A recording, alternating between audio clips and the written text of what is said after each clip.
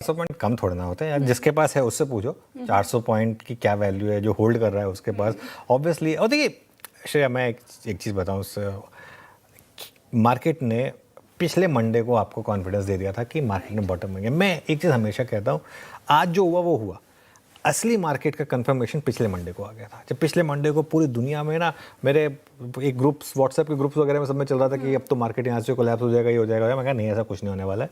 आप जो मंडे का लो है वो आपके लिए सैक्रोसैंक्ट होगा, और उसके बाद आप वहाँ से देखिए किस तरीके से मार्केट भागा है। अब क्या है, सब कुछ हो जाए वो हिंदी फिल्मों की तरह, एंड में पुलिस आ जाए, कहते हैं यू आर अंडर अरेस्ट, वो अब उस तरीके के बाद अगर आप तब ले रहे हैं। अच्छा, मैं एक और चीज़ कहूँ, आज भी आपने लिया, आपको लग रहा होगा कि मैं फंस गया आज लेकर, फिर भी आप नहीं फंसे, बस आपको थोड़ा होल्ड करना पड़ेगा, ठीक है। सबसे बड़ा फैक्टर यहाँ से पता क्या रहेगा, सबसे बड़ा फैक्टर रहेगा यहाँ से FIIs का कैश मार्केट में एक्शन, क्योंकि ट्रिगर्स है मार्केट में तेजी वाले, ट्रिगर सारे के सारे।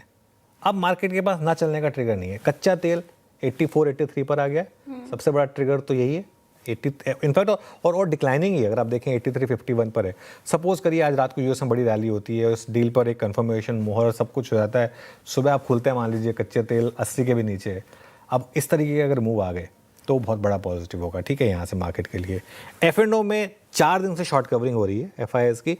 मुझे लग रहा है कि आज थोड़ी और शॉर्ट कवरिंग होनी चाहिए। वैसे इतने 2,42,000 शॉर्ट थे, ये आंकड़ा 1.5 लाख तक आ जाएगा अगले कुछ दिनों में होपफुली। कैश मार्केट की बाइंग ज़रूरी है हमें, बड़ी रैली टिकने के लिए कैश मार्केट। देखिए एक और चीज़, कैश में पैसा आएगा या नहीं आएगा ये काफ़ी डिसाइड करेगा। अब आता हूँ मैं आपके सवालों पर। देखिए इतने बड़े गैप अप के बाद ऑलरेडी पहले वाली रैली हो चुकी है, उसमें आप चेज़ नहीं कर सकते। ये एक नॉर्म होता है, रूल होता है मार्केट का, कि आप कभी भी गैप के उसमें नहीं जा सकते। हाँ, अगर मार्केट पिछले हफ्ते रैली नहीं हुई होती और ये उसके बाद गैप अप हुआ होता तो मैं जरूर कहता कि फिर आप गैप अप चेस करिए। आज क्यों हमने एक व्यू लिया कि गैप अप नहीं चेस करना है, क्योंकि हम एक ऑलरेडी रैली देख चुके थे। फ्राइडे को बड़ी रैली हुई थी, उससे पहले 3 दिन बड़ी रैली हुई थी, तो है ना, उसके बाद आप चेस नहीं कर सकते। आज लेने वालों को भी फायदा होगा, बस आपको होल्ड करना पड़ेगा थोड़ा सा। और मैं तो चाहूँगा कि जिन्होंने आज लिया उनका ही पैसा बने, है ना।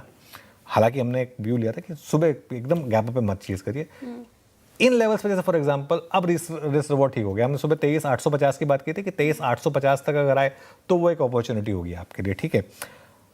इंडिविजुअल शेयरों में ना एक बुफे लगा है। अब बुफे में ना वो आपकी चॉइस है, क्या खाना है क्या नहीं खाना है। एक चीज़ बस मत करिए, डोसा भी ले लिया, अंडा भी ले लिया, पनीर भी ले लिया, पराठा भी ले लिया, पूरी भी ले ली, वो खाएंगे तो फिर बदहज़मी होगी। तो शेयर चुनिए, अच्छे शेयर चुनिए, लेकिन अपने हिसाब से ओवर ईटिंग ना करें बस, ठीक है ना। ये ज़रूरी है। और मेरा ये मानना है कि रेट सेंसिटिव जो है ना, वो बड़ी रैली के लिए तैयार है। यहाँ से ऑलरेडी बड़ी रैली हो चुकी है, लेकिन और बड़ी रैली के लिए वो तैयार है।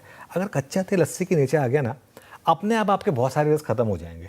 RBI की पॉलिसी कितनी प्रैग्मेटिक थी। गवर्नर साहब ने साफ कहा कि अभी हम उस स्टेज पर नहीं पहुंचे जिसमें हमें हॉकिश व्यू लेना पड़े, देखते हैं कुछ समय के लिए। और इसीलिए वो गवर्नर है, इसीलिए वो RBI, क्योंकि हम घबरा जाते हैं छोटे मोटे एक मूव से, लेकिन उनको तो पॉलिसी चलानी है, देश चलाना है। तो इसके लिए मुझे लग रहा है कि मार्केट तैयार है बड़ी रैली के लिए।